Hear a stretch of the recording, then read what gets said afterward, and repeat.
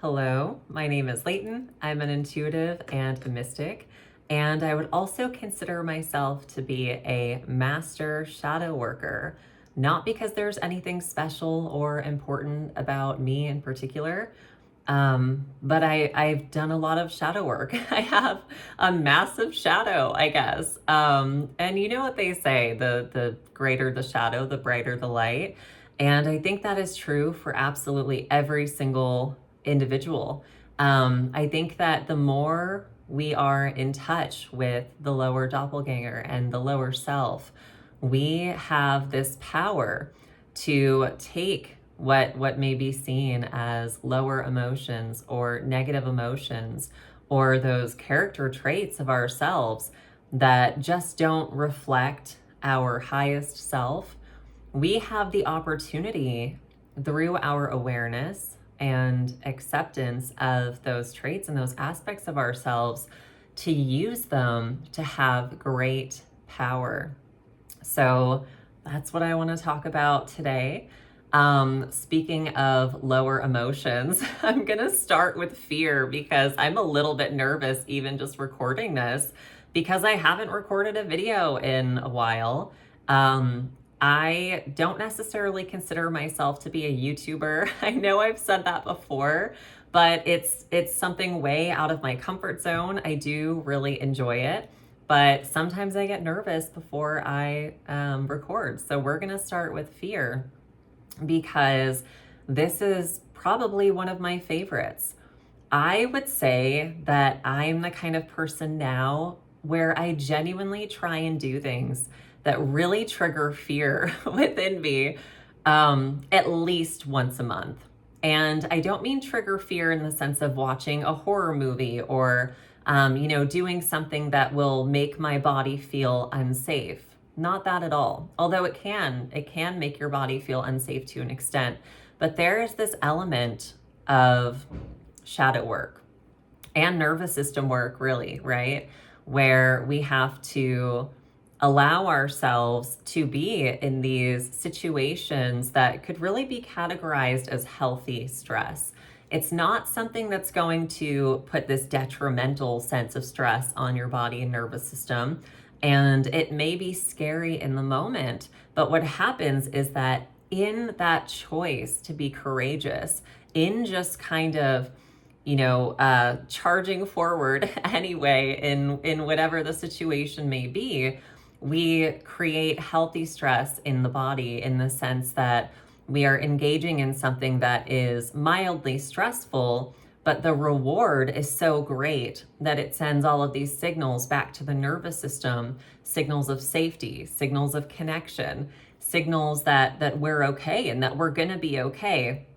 And that helps us continue to be brave. So I feel like my life used to be riddled with fear and anxiety, and it held me back from doing so many things.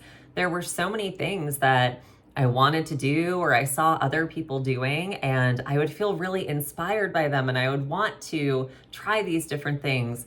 And I was just so afraid. I was afraid of what people might think about me. I was afraid that I wouldn't do or say the right thing. I was afraid that I would somehow embarrass myself, which does happen pretty frequently. I was afraid that I would just fail and fall flat on my face and that everyone would laugh at me and be like, see, we knew that you couldn't do this and you tried to do it anyway and you just suck. That's really how I used to feel about everything. And sometimes I still have that come up. That's something that I had come up again recently, where I was just feeling like, I'm not the best in the field that I'm in. And how can I ever separate myself, or how can I ever, put myself out there in a way where people find value in what I'm saying? And I think it's totally normal to feel that way. I find myself frustrated in the spiritual community quite a bit, where you have these people that are very toxically positive is how I would personally look at it. And I'm a very idealistic person. I tend to view things very positively. but not in the sense of bypassing very real emotions that I think need to be embodied and integrated and owned. So sometimes you talk about feeling fear or insecurity, and people come out and they're like, you shouldn't feel that way, and it's stupid that you feel that way. You just need to ignore what these people are saying, or you need to ignore those thoughts, you need to ignore those feelings and just do what you want to do anyway. And I think that they really mean well. And maybe that's something that they feel like works for them. That does not work for me. For me, when I ignore something, I am not only closing myself off to a part of myself that needs my attention and that needs my love and my care, but I'm also cutting myself off to a part of myself that is a teacher, a part of myself that is so valuable and has something to show me and has something to teach me. So I feel like every single negative emotion or lower emotion that we have is the inversion of a positive trait or a positive emotion. And for the sake of clarity, because I don't shame certain emotions, so when I say negative, what I mean is the imbalance of something, the inversion of something, or even just something that doesn't serve us. So I believe that all lower emotions, fear, anger, envy, greed, selfishness, things like that, I think that they are often a neutral kind of response to some sort of trauma or to the body being in a state of survival. And I think that how we interact with them and what we choose to do with them is really what takes it out of that place of neutrality and makes it something that serves us or something that doesn't serve us. So when I am talking about higher emotions or more positive emotions, I'm talking about something that is serving us, something that is genuine. It's this force that we're kind of building up within us. And that force is empowering us and enabling us to go out into the world and to accomplish things and to create change. So I feel like fear is really the inversion of courage. That's how I personally see it.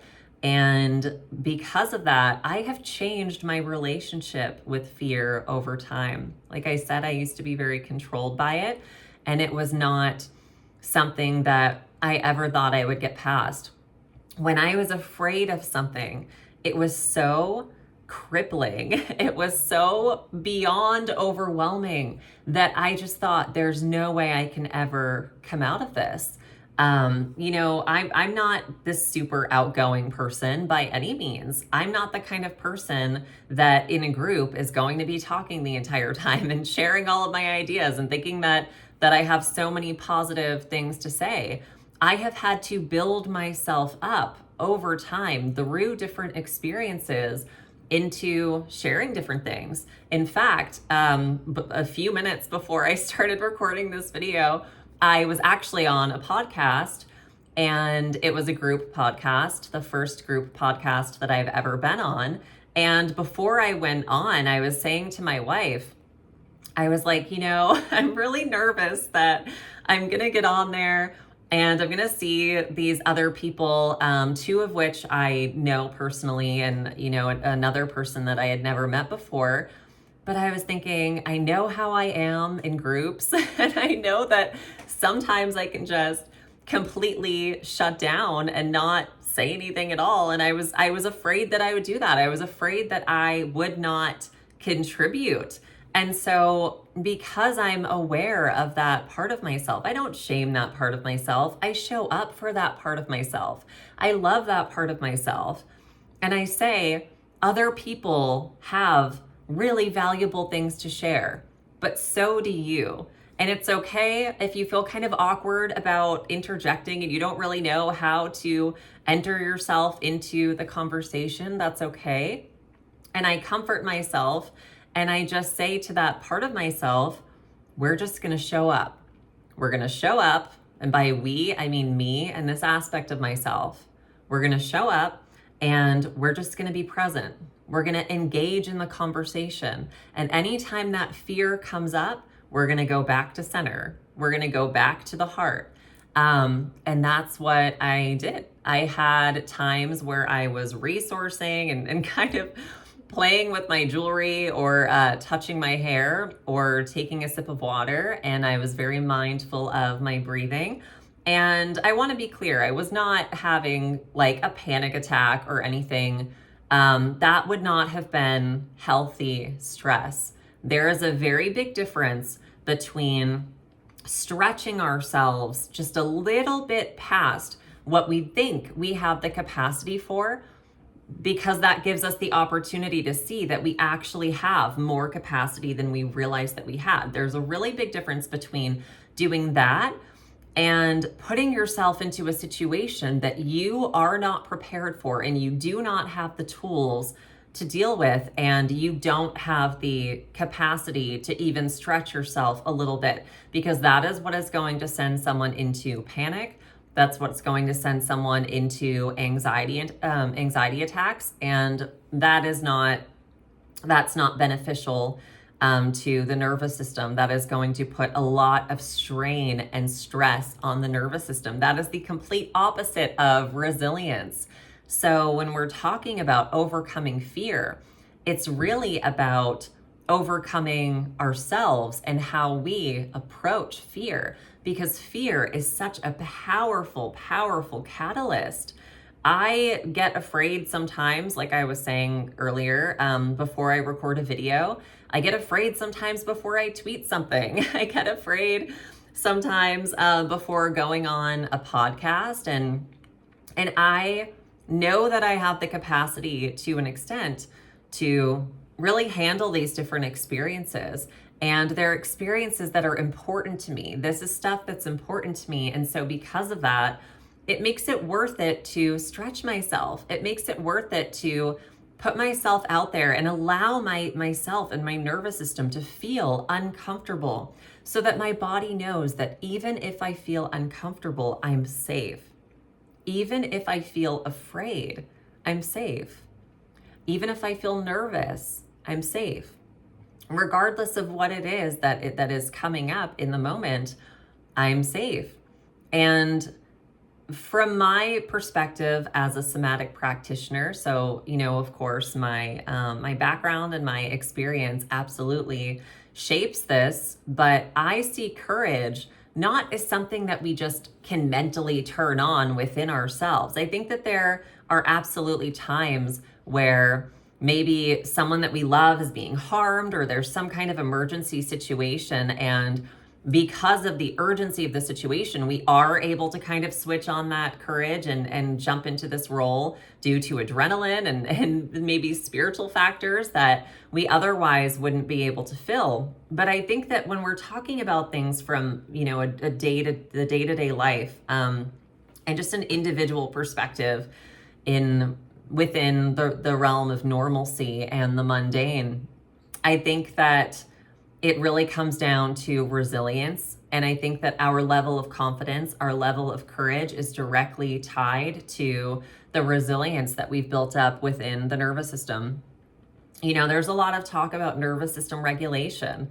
I talk about nervous system regulation, but being regulated is not the end all be all. You do not have to feel regulated 24/7. You do not have to be in this state of pure zen and calm when you are doing anything. Would that be great? Yeah, of course. But life is life. We're not always going to be able to maintain that.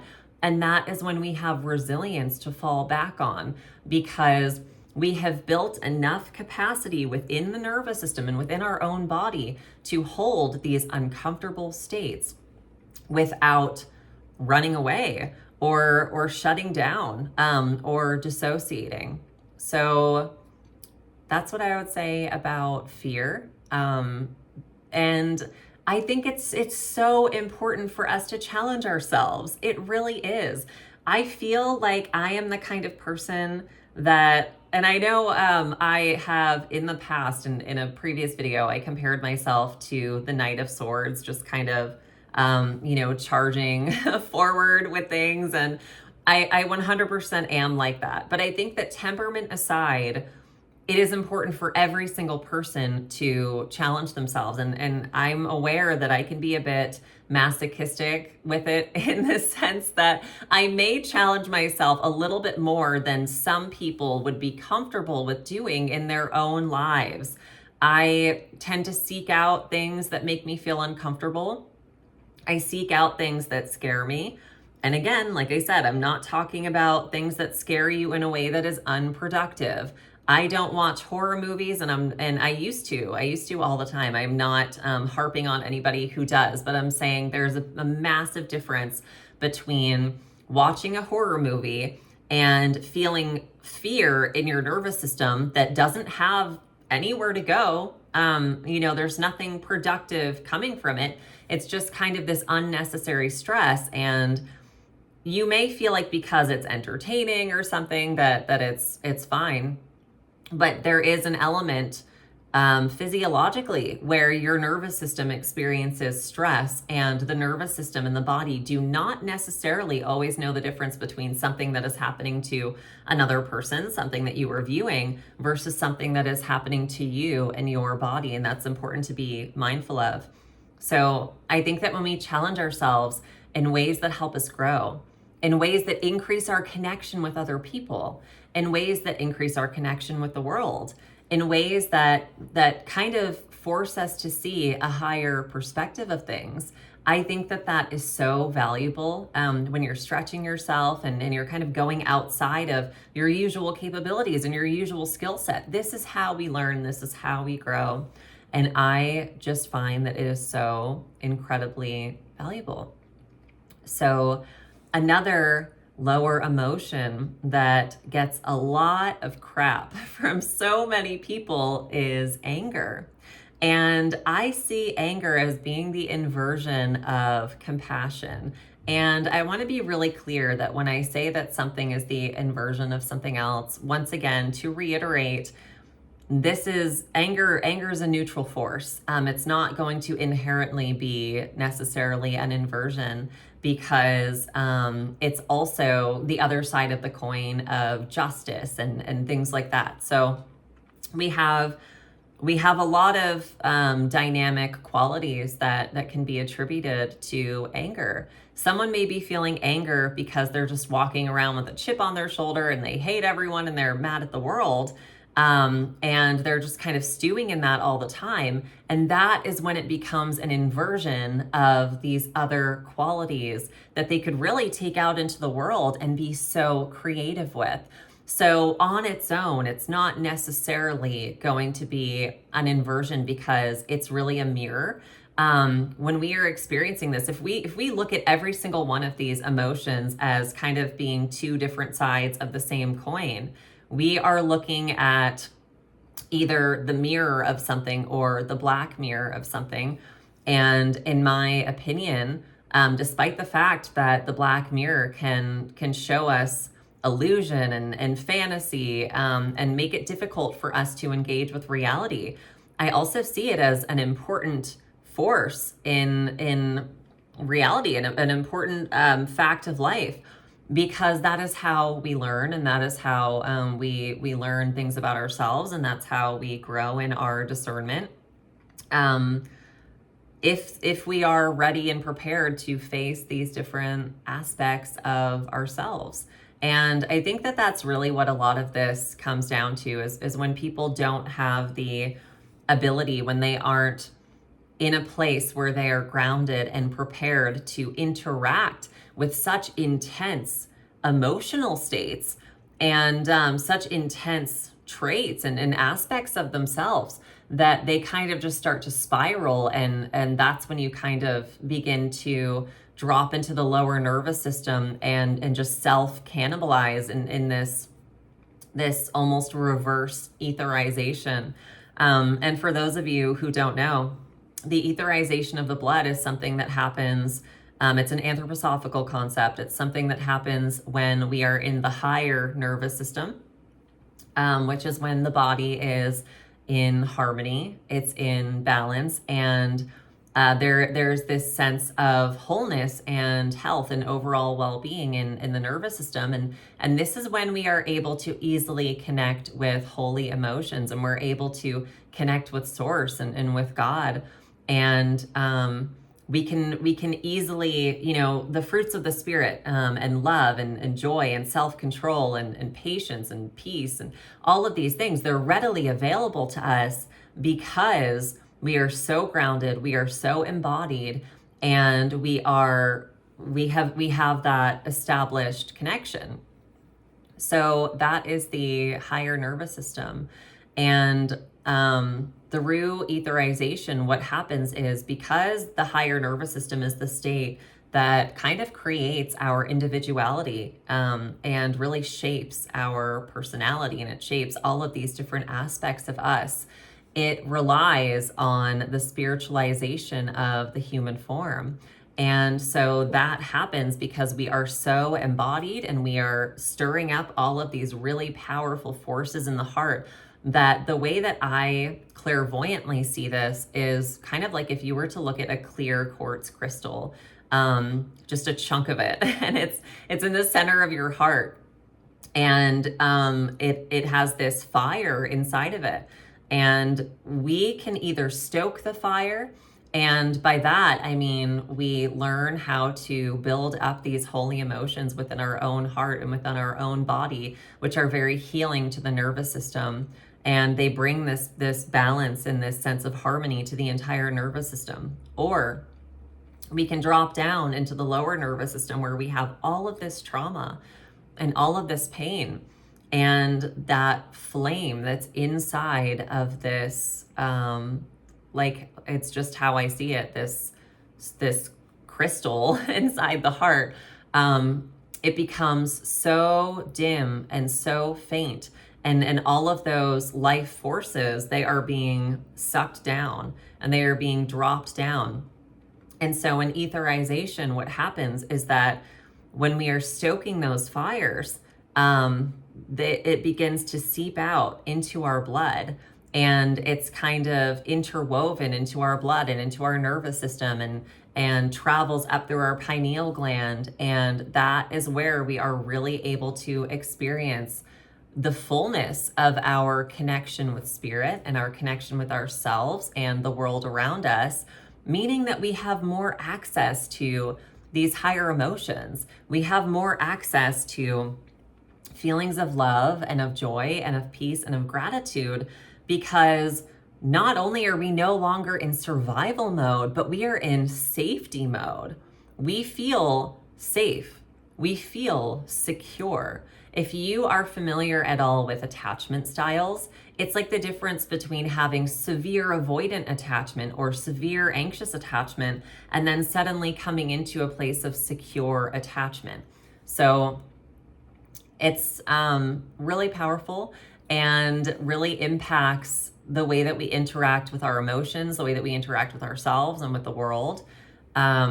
So anger, when we are in this state of chronically feeling anger, and most of the time, anger is stemming from a deep trauma, it's stemming from a deep wound, and it is something that needs to be felt.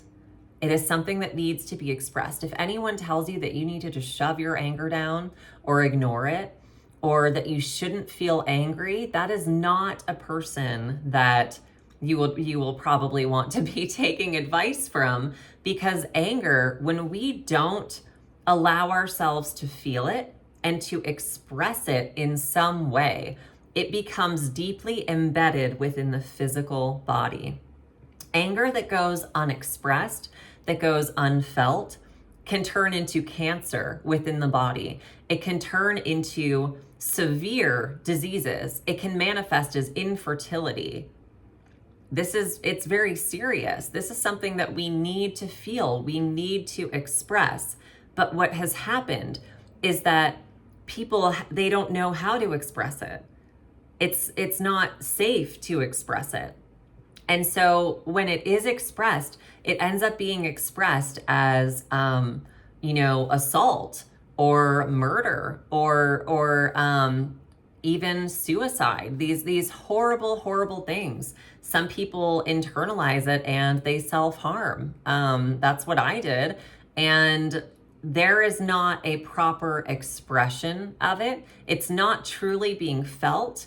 The manifestation of it is just being a little twisted and slightly changing, but it's not being felt in a way where the sensations in the body and the nervous system are coming up to be noticed and accepted either by yourself as a loving witness or by someone else as a loving witness.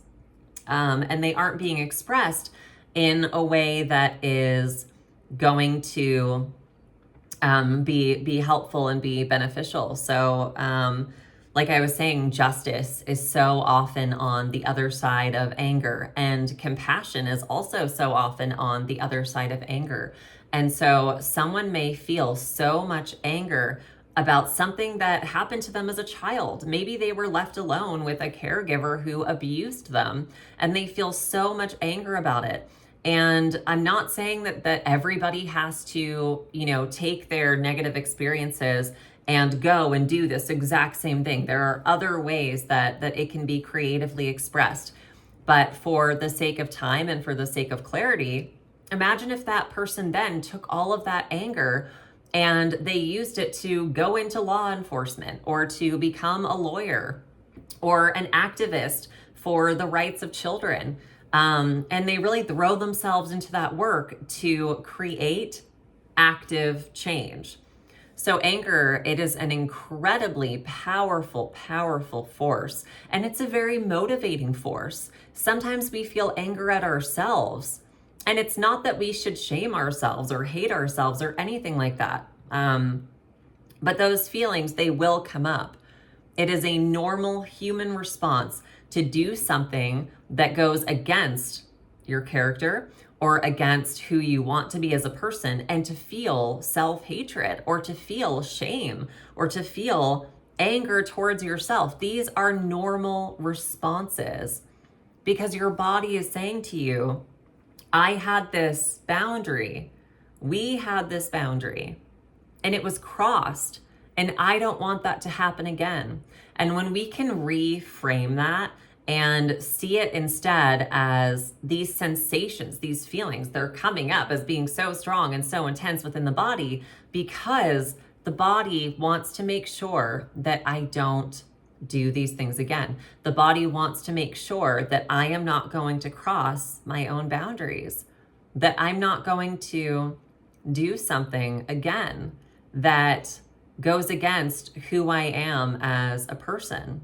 And the body, it often is responding to us the way that a child might respond. And that especially is because so many of us have inner children that weren't heard, they weren't allowed to express their emotions. And so the body can manifest things in really intense ways. It can be these intense mood swings. Maybe you get really sharp pains. Maybe you feel disconnected and nauseous or dizzy. Or it can manifest eventually. If we never deal with it, it will manifest into autoimmune disease or hormone disruption. And there are so many things. So maintaining, or if you don't already have it, building and reestablishing this connection with the body, the physical body, the physical human form, is absolutely foundational in making any progress whatsoever in terms of shadow work, in terms of utilizing what would otherwise be seen as these lower emotions. We can't skip out on this one very important aspect. So envy is another one like this. And I guess envy and jealousy could kind of be one and the same. And I see the other side of that coin as being self-empowerment. So you may see someone and they have something that you don't have. Maybe you're single and they have a spouse, or maybe they've reached certain career heights that you wish that you could reach. Maybe they have more money than you. Maybe they are just more embodied than you. Or they seem more spiritual than you are, or whatever it may be. I mean, every single person is going to have different things, that kind of trigger those wounds for them. Maybe you perceive someone as being more beautiful than you or more funny than you, or, it doesn't even have to be these large things. It can sometimes be these small little things that can trigger our insecurities and make us feel like we aren't good enough. And some people, if they feel envy towards someone, they may resent them because of it. I've noticed that there are usually two ways that this can go. And it can also be broken down with the concepts of pride and insecure pride. And just so you know, these are both equally bad. It's still pride. It's just a different expression of it. So I've always related more to insecure pride in the sense that if I feel less than another person, if I feel like they have something that I don't have, instead of feeling angry with them or resenting them or hating them for it, I will tend to feel that towards myself. And that has been my experience in my life, and seeing this person as like way better than me in every way, and I'll never get there, and I'll never be able to be that way. And that is fully insecure pride. It's still pride. We're still making everything about ourselves, but in a different way. And with regular pride, of course, it is this kind of competition with this other person where you just think that you're better and maybe you're not recognized for it, or they didn't earn what they had, or, whatever different things may come up. And what both of those things have in common is that they rob us of our self-empowerment completely. And so when feelings of envy or jealousy come up, it doesn't mean that you're a bad person. It doesn't mean that you hate that person necessarily. It doesn't mean that you hate yourself. It doesn't mean that you have to shame yourself more because now you feel even worse about yourself because you're recognizing that you're having these thoughts or feelings about this other person. It's an invitation. It's an invitation to ask yourself and to ask your inner child, what is this person, doing that is mirroring something to me that I want to be doing? Or what can I do with the information that I have? Or what is this teaching me about myself? I really wish I had brought this with me, because maybe I'll edit it in after, if I remember to. But I had this whole journaling sequence recently. I am always having conversations with my body. I think that is so deeply, deeply important. And I guess I'll try and remember the situation now.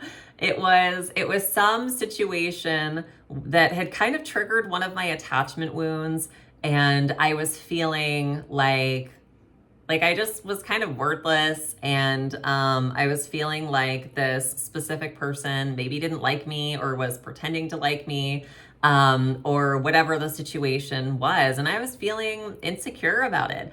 And when I have that stuff come up, once again, I do not shame myself for that, because I see those aspects of myself the exact same way that I would see a little child. I receive them the way that I would receive a little child. So sometimes I may have a feeling of judgment come up, and when that happens, I have to reframe it. I don't say, well, you just screwed up and now you can't show yourself love because you just felt this judgment towards yourself, So I was asking myself, what did I make this situation mean? When this situation happened, what did I make it mean?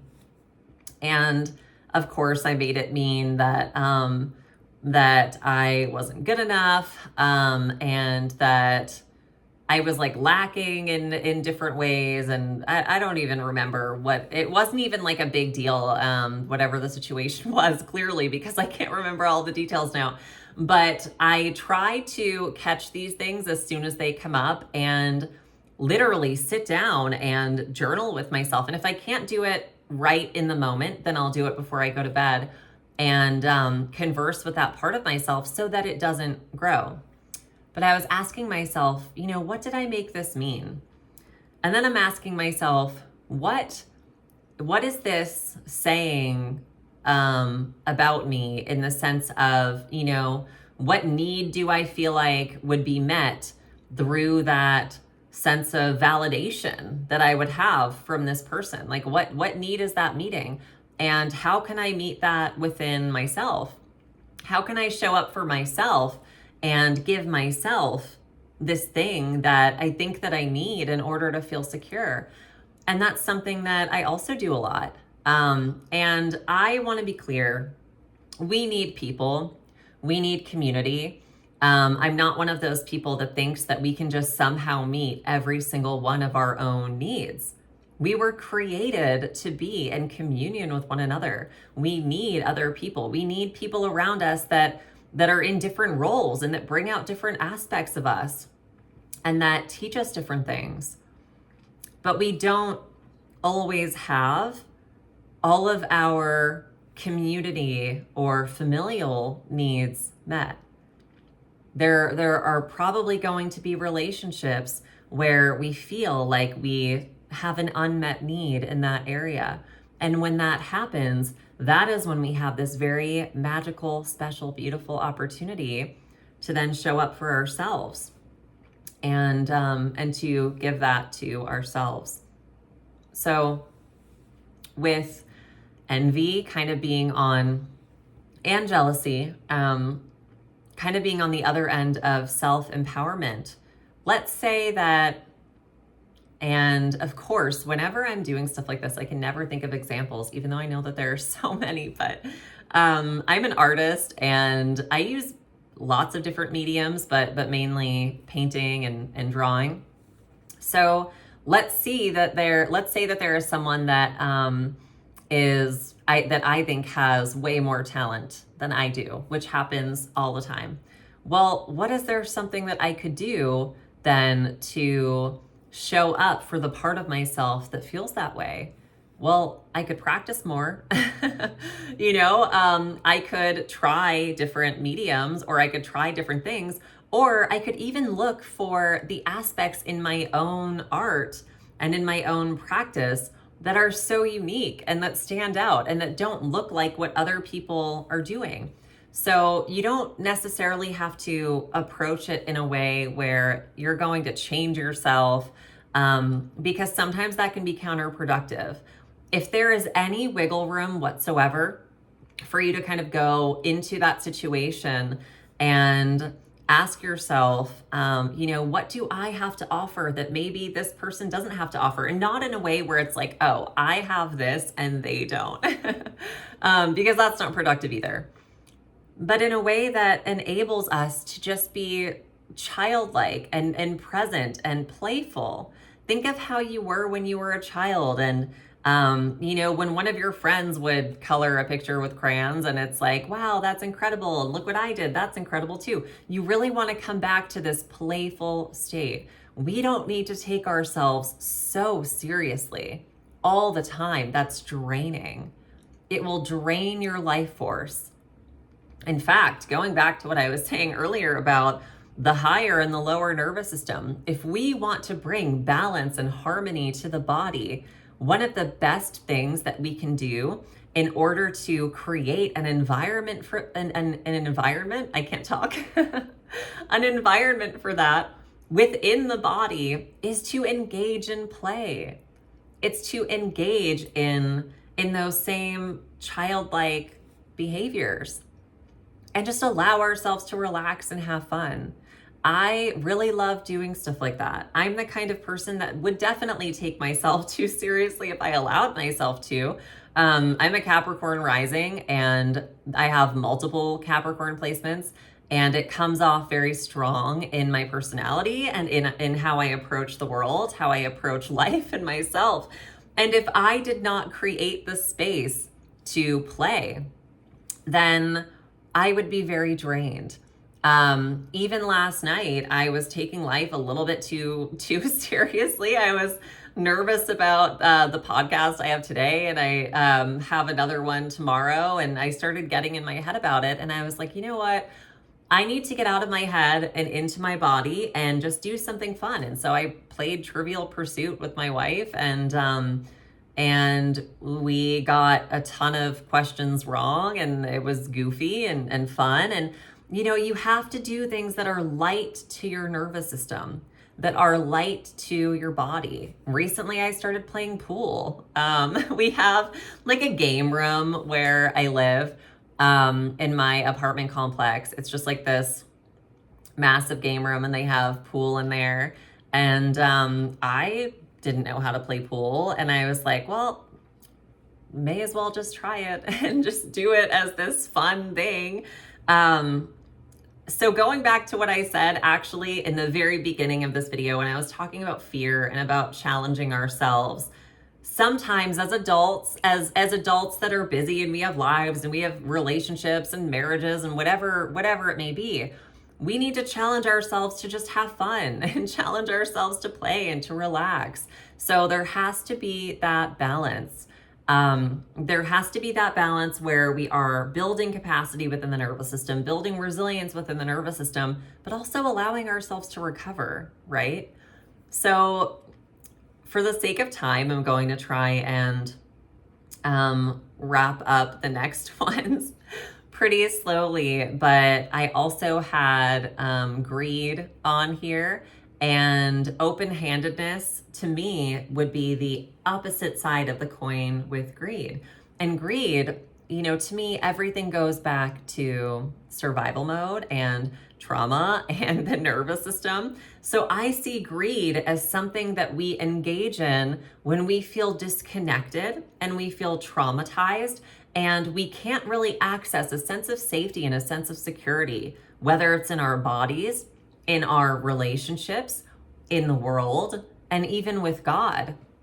When we get to specific levels of trauma, and, you know, it doesn't matter if you have experienced a physical trauma, a sexual trauma, a religious trauma, a financial trauma. This will affect you regardless of where you fall on that scale. But of course, everyone is still different.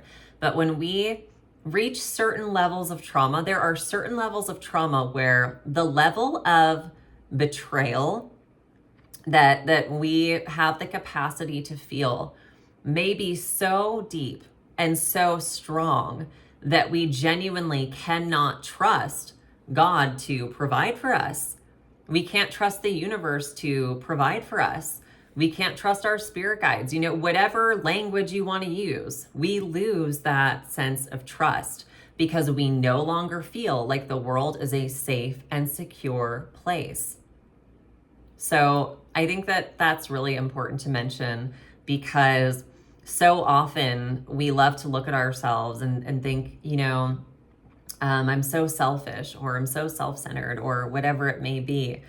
And I don't think that we should be using our trauma as an excuse. You know, like I was traumatized, so that's my excuse for why I'm like this, and now I'm just going to stay that way. No. But when we can recognize that certain things have impacted our character traits because they've impacted our nervous system. And I have reiterated this again and again and again in so many of my previous videos. But when the nervous system is very traumatized, when we are in survival mode, we lose access to multiple parts of the brain. The prefrontal cortex pretty much shuts down. It affects the hippocampus. It affects the amygdala. We don't really know how to make decisions for the long term. We can't access long-term memory. Even our short-term memory can be messed up.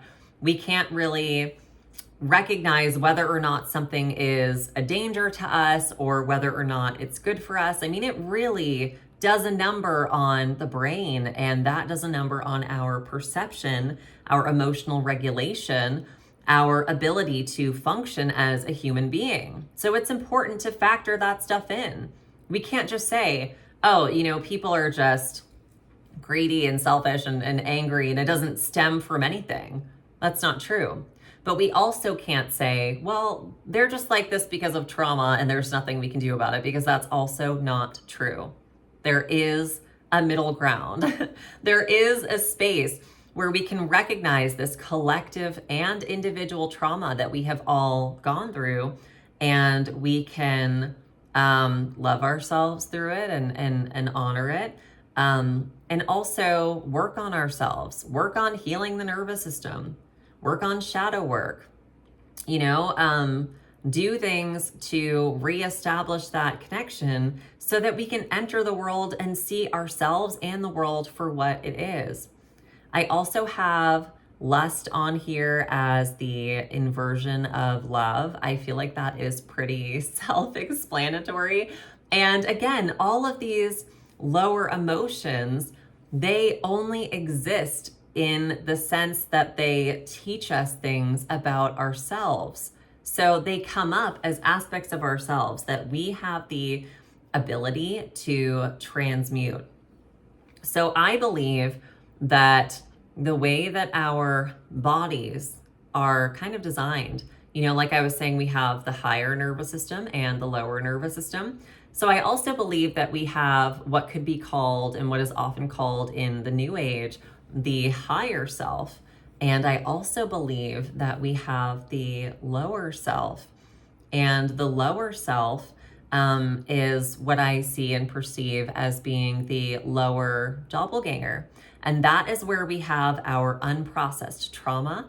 We have our, unfelt shame, unfelt anger, all of those things, our selfishness or greed, all of the things that we have created as this kind of shell to carry us through the world, because we're in this state of survival mode where it's kind of every man for himself. We don't feel like there's anything else that we can do to protect ourselves. So we take on this lower doppelganger, and if we're not careful, we can just completely become it.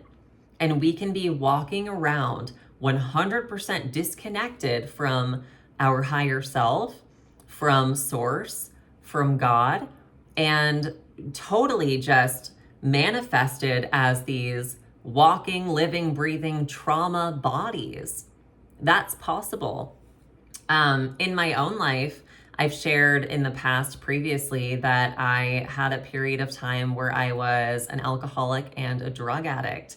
And this was, I was still very young. By the time I was in rehab, I wasn't even 20 years old yet. So I was still very young.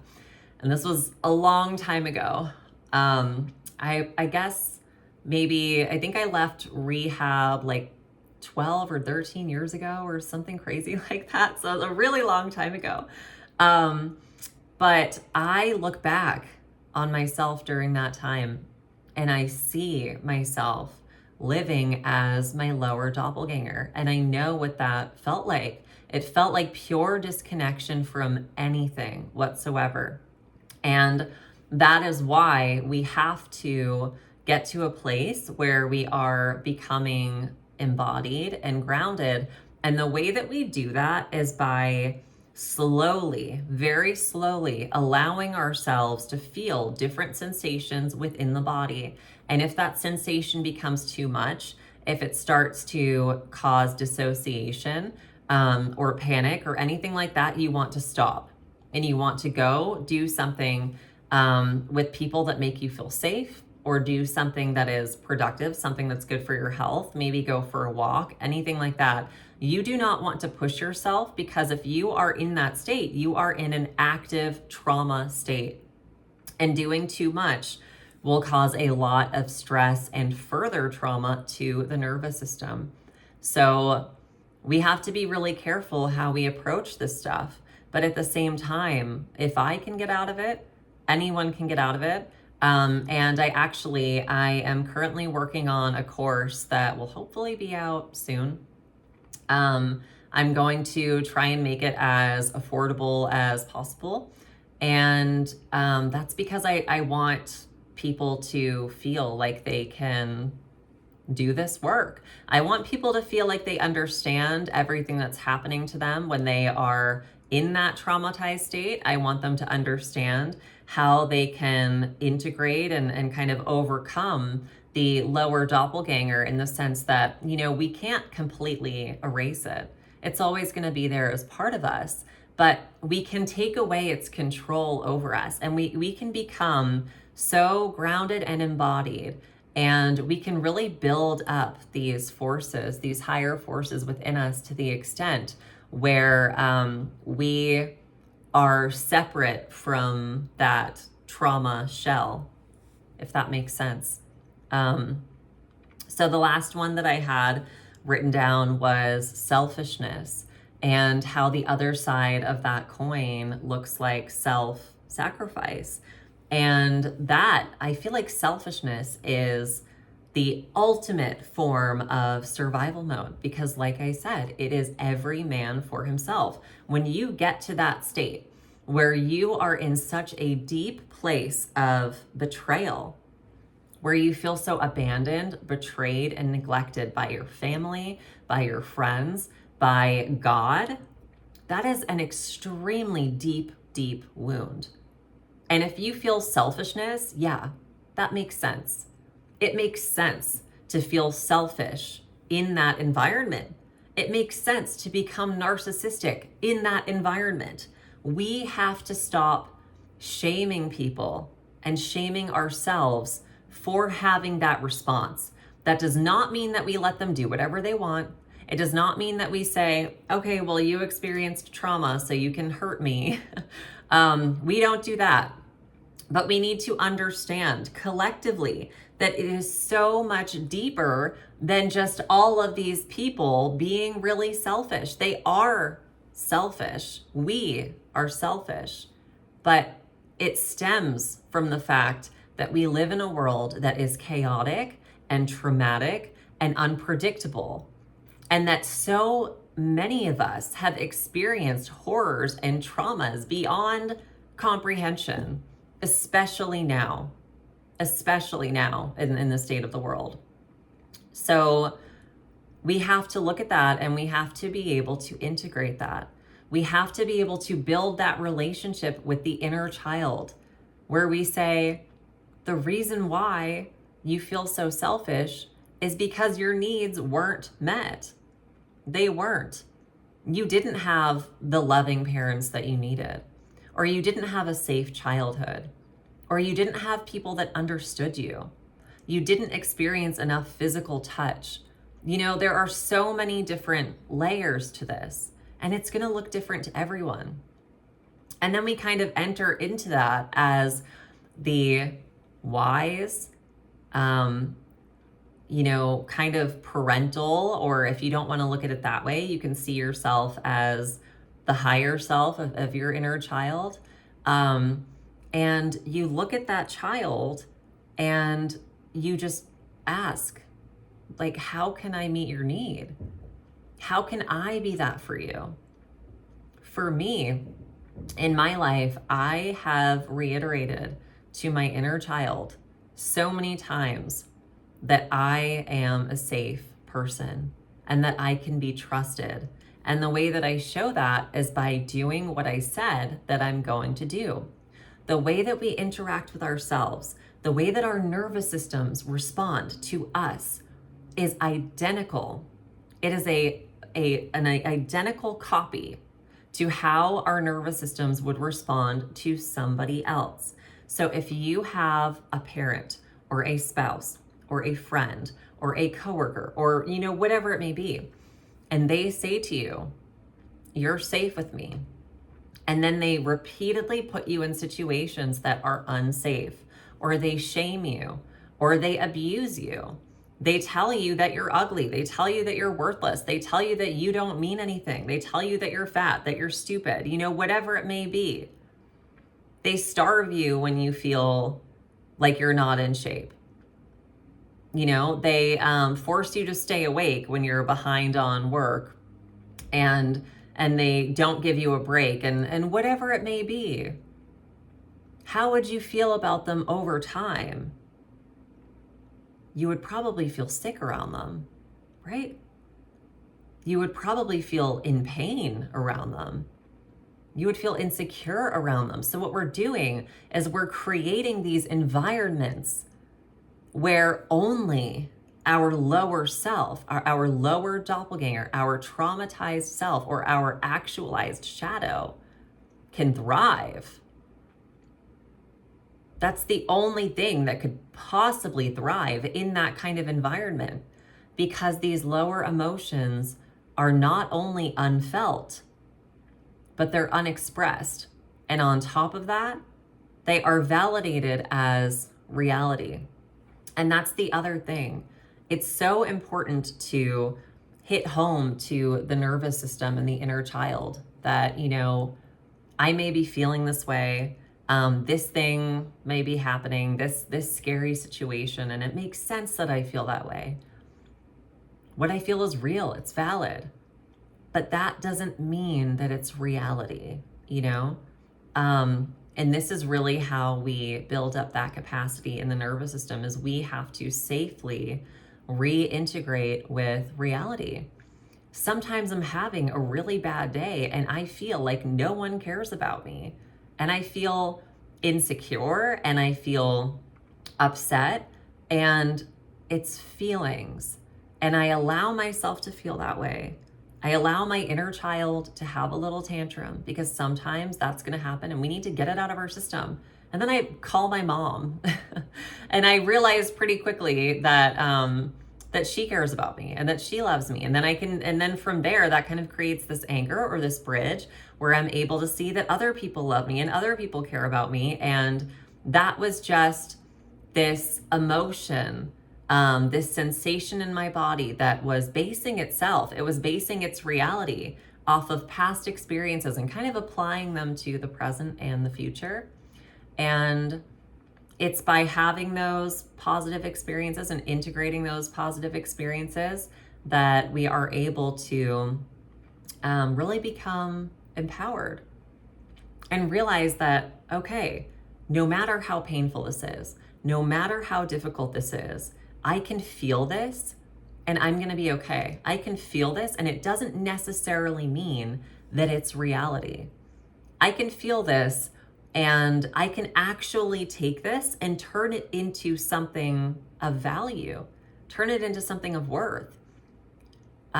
Sometimes I feel like every single thing that I do, whether it's here on YouTube or in a podcast interview or in the workbook that I created or the course I'm making or the other projects I'm working on, or in my client sessions, everything that I do seems to revolve around the fact that I have had trauma and pain, but not in a way where I am just embodying and living out this pain. No, it's in a way that has empowered me and empowered other people to realize that you can experience really messed up stuff. You know, you can, if you're like me, be in a cult and experience physical, emotional, and sexual abuse, experience drug addiction and poverty and all of these things, and malpractice and religious abuse, and I could go on. And you can come out on the other end of that and still live an empowered life, a life where your trauma's not in control, you are in control. And instead of ignoring all that stuff and instead of bypassing all that stuff, you can take it and you can turn it into something of value. You can turn it into something of worth, and you can help yourself and other people with it. And you don't have to do what I do and talk about your trauma and your pain all the time if you don't want to. I think that for a lot of people, that would be probably just too much. But for me, I know that it's an important part of what I am called to do. And it brings me a lot of joy. So the things that in the moment can feel the least empowering, the things that can consume you, that can make you feel like you're just stuck, you are never going to be able to move forward. You know, the things that can make you feel like you're a loser, you're worthless, you'll never be good enough to do anything. Or even that it's just not worth trying, it's not worth living. Those exact same things can be your place of power. They can give you so much power. They can give you so much wisdom, and they have so much value. And it's okay if it doesn't feel like that in the moment, because it usually doesn't. So that's all I had to say about that. I would love to hear in the comments any of your personal experiences with taking lower emotions or a situation that would have been very disempowering and finding the other side of it, finding empowerment through it. You know, one of my favorite quotes is by Robert Frost. I'm pretty sure it's by Robert Frost. The only way out is through. And I stand by that. I think through is the way to go. That's how we heal. We can shove something down all we want and it's not going to go anywhere. It's going to manifest louder and more painful and in worse ways until we stop ignoring it, until we listen to what it has to say. So, yeah. Thank you guys so much. If you made it this far, thank you for listening. And I am so thankful for all of you.